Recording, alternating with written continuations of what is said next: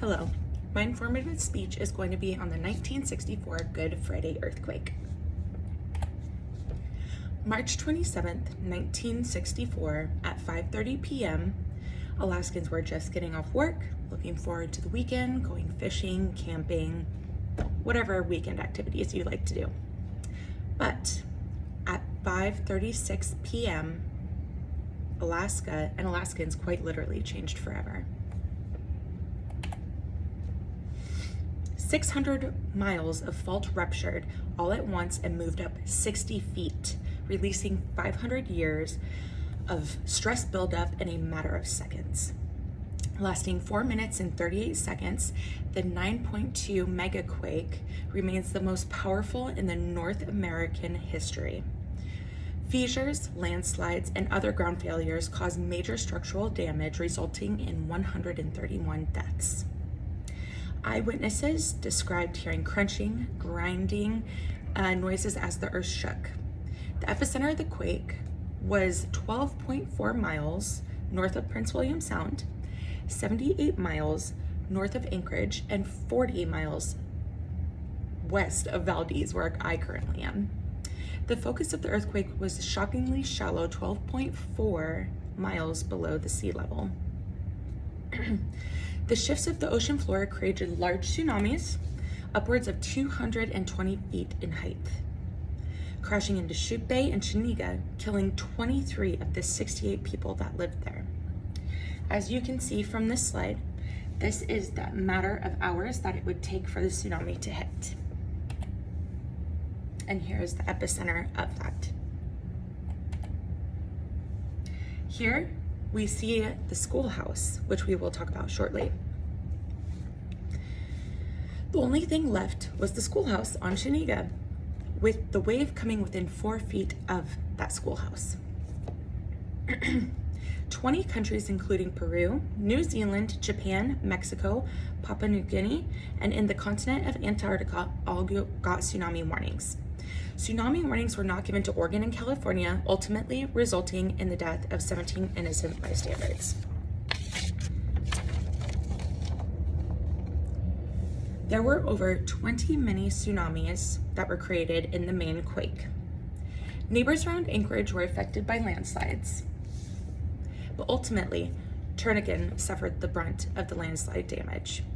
The neighborhood lost 75 houses in the landslide, and the destroyed area has since been turned into Earthquake Park in Anchorage.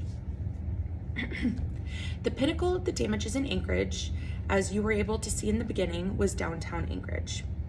It's estimated that there was $116 million in damage, which is $0.75 million in 2020 dollars.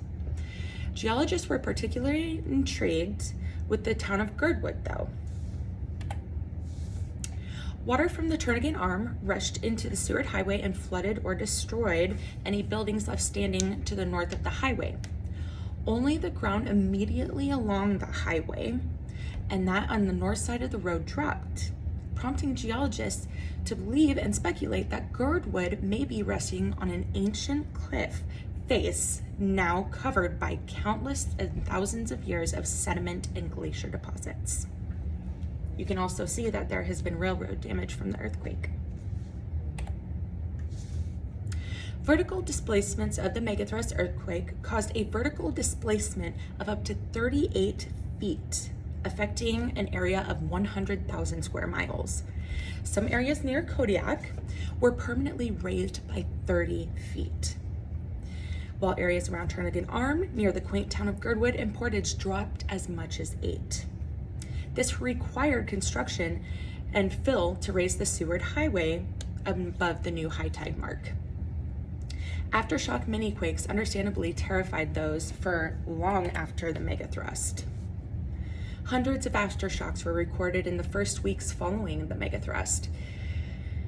The first day after alone, 11 major aftershocks were recorded with magnitudes over 6.0. Overall, over the next month, thousands of aftershocks occurred.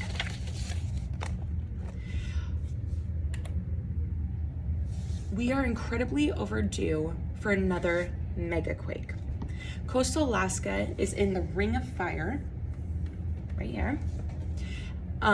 If there is a big enough quake, another one, it can set off multiple eruptions within the ring, which is scary. The best thing we can do is to be prepared for the next time. Make sure we have emergency kits available, a preparation checklist, and other things lined out. It's not only a matter of if we will have another mega quake, but when. So for our families and our loved ones, we need to truly make sure that we are prepared. So in case of another mega thrust, we do have more resources for our families, and we're not caught between a rock and a hard place like it seemed to in 1964 they were. So thank you so much for watching my slide, and I hope you learned some more information. I definitely studied this in high school, but I learned a lot more information now that I was actually paying attention. So if you have any questions, please let me know, and thank you so much for paying attention. Bye.